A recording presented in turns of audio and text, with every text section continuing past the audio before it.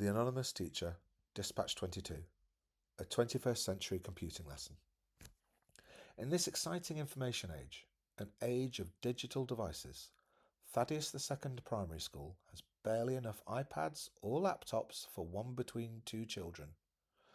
Half of the devices have defunct batteries or won't connect to the internet. Yesterday, I taught a coding lesson on Scratch, a clunky piece of software that utilizes coding blocks.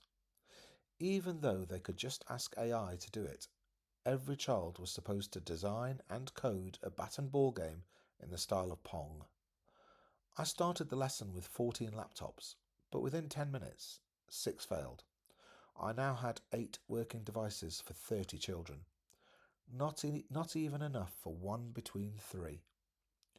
While half the class practiced handwriting and spellings, low maintenance stuff so I could troubleshoot on the computers, the other half coded. The lesson was just about working, but then in came Lewis, a seriously troubled kid from Mr. Jones's class. Lewis has carte blanche to do as he likes, provided he is no danger to himself or anyone else.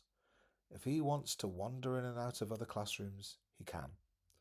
So now here he is, sliding books and pencils on the floor and trying to trap children's fingers as he slams laptop lids shut. All the children in the year group know to ignore him, but when Lewis grabs one girl's pencil case and throws it across the classroom, she gets angry. "What are you doing?" she shouts. "Don't shout at me," Lewis yells, and pushes her. She falls back, trips over a chair, and hits her head on a table. There's no cut, but she's badly shaken, and so am I. Lewis is taken down to an assistant head's office and given an orange squash. The assistant head apologizes to him because the girl shouted at him. The same assistant head informs me I should have called for backup from Mr. Jones. He is, after all, Lewis's class teacher. When I point out that Mr. Jones had his planning and preparation time and was out of class, the assistant head shrugs as if to say that's not his problem, and he scuttles back to his office. "I heard about Eva," Gabe said in Michelle's classroom at the end of the day.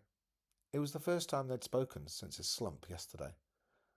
They'd exchanged enough messages in the evening for him to feel confident that she'd forgiven him. But now she'd had this incident with Kai, and he wondered if she was in some way blaming him for not being around to help. Michelle shook her head. "I've never felt so powerless in my life. I could see Kai working himself into a temper, but I couldn't do anything to stop him. If we attempt to challenge him, he flies off the handle because he knows there'll be no comeback. He could have seriously injured her. And do you know what happened to him?" "I know," Gabe said. "They gave him an orange juice and apologized to him for his trauma. And then, because he missed his PE lesson while he recovered from pushing Eva and ruining my lesson, Adrian took him outside to play football for 20 minutes. I mean, what's going on? Why are we protecting the perpetrators, not the victims?" Looking at Michelle now, he chose his words carefully, knowing he was going to inflame her further, but keen for her to understand. "Because the perpetrators are also victims."